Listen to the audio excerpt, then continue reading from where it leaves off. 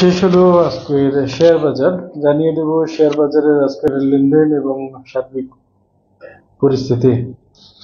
আজ 8ই মে ঢাকা স্টক এক্সচেঞ্জে লেনদেন হয়েছে 869 কোটি টাকা, যা গতকাল থেকে প্রায় 239 কোটি টাকার মতো কম।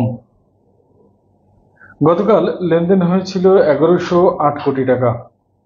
আজ মার্কেটের একটু নিম্নমুখী প্রবণতা এবং সাথে সাথে লেনদেনেরও অনেক হ্রাস পেয়েছে, যার পরে বিনিয়োগকারীরা তারপরেও তাদের কিছুটা প্রফিট টেক করতে পেরেছে, এজন্য অনেকেই খুশি।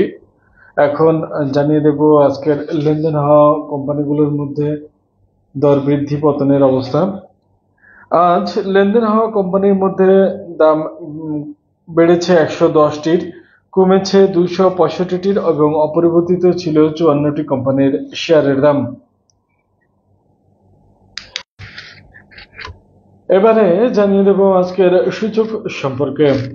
ঢাকা স্টক এক্সচেঞ্জের আজকের মূল সূচক ডিএসইএক্স সর্বোচ্চ উঠেছিল 5725.8, সর্বনিম্ন ছিল 5675.9 এবং ক্লোজ হয়েছে 5690.7 পয়েন্টে।